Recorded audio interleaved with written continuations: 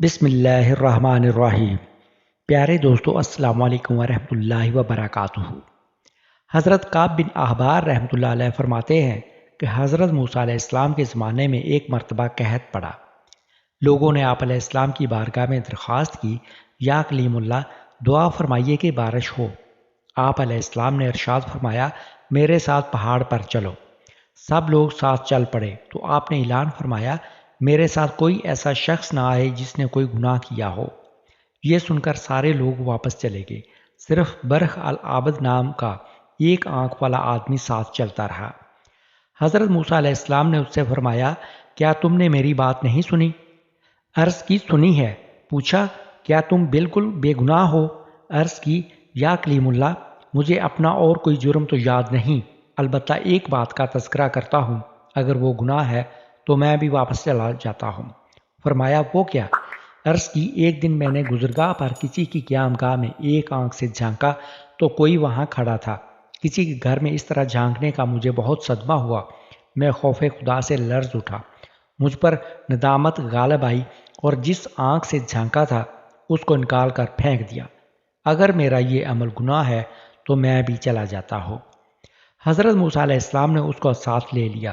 پھر پہاڑ پر پہنچ کر آپ نے اس شخص سے ارشاد فرمایا، اللہ سے بارش کی دعا کرو۔ اس نے دعا کی، یا قدوس عز و جل، اپنے فضل و کرم سے ہم پر پانی برسا دے۔ فوراً بارش ہو گئی اور حضرت موسیٰ علیہ السلام اور وہ شخص بھیگتے ہوئے پہاڑ سے واپس تشریف لائے۔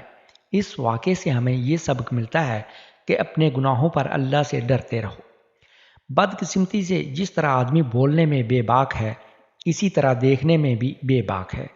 اسے احساس تک نہیں کہ دیکھنا بھی ایک عمل ہے جو اس کے لیے ثواب یا عذاب کا باعث بن سکتا ہے۔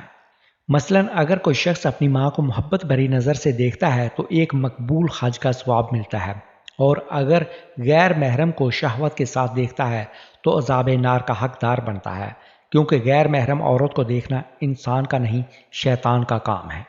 ایک طرف اللہ عز و جل کے اس پرہیزگار اور متقی بندے کا یہ حال ہے کہ کبھی کوئی ایسا فعل ہی نہیں کیا جس کے متعلق یہ شک ہو کہ یہ گناہ ہے، اور اتفاقاً گزرتے ہوئے کسی پر نگاہ پڑ گئی حالانکہ یہ گناہ نہیں تھا، پھر بھی خوف خدا کے باعث ایسی ندامت طاری ہوئی کہ انہوں نے اپنی وہ آنکھ ہی نکال کر پھینک دی۔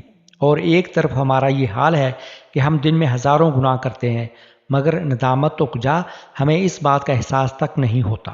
عبرت پکڑیے اور بدنگاہی سے فوراً باز آ جائیے کہ دنیا میں آج مسلمانوں کے زوال کی ایک وجہ بدنگاہی و بے حیائی بھی ہے، کیونکہ یہ عام مشاہدہ ہے کہ بعض لوگ بدنگاہی کے اس قدر عادی ہو چکے ہیں کہ معاذ اللہ جب تک غیر محرم عورتوں کو دیکھتے نہیں انہیں چین نہیں آتا، اور وہ اپنے اس مذموم مقصد کے حصول کی خاطر بازاروں، شاپنگ سینٹروں، تفریح گاہوں، الغرض جہاں جہاں بے پردہ عورتوں کا مجمع ہوتا ہے وہاں مارے مارے پھرتے، خوب بدنگاہیاں کرتے اور اپنی دنیا و آخرت کی بربادی کا سامان کرتے ہیں۔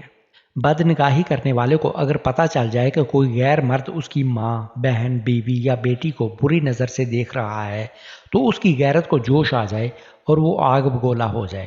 لہٰذا اسے غور کرنا چاہیے کہ جسے وہ دیکھ رہا ہے وہ بھی تو کسی کی ماں، بہن، بیوی یا بیٹی ہے۔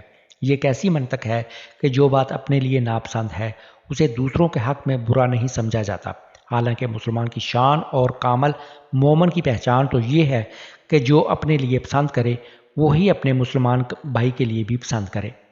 جیسا کہ حضرت سیدنا انس رضی اللہ تعالیٰ عنہ سے روایت ہے کہ حضور صلی اللہ علیہ وآلہ وسلم نے ارشاد فرمایا، تم میں سے کوئی کامل مومن نہیں ہو سکتا یہاں تک کہ اپنے بھائی کے لیے بھی وہی پسند کرے جو اپنے لیے پسند کرتا ہے۔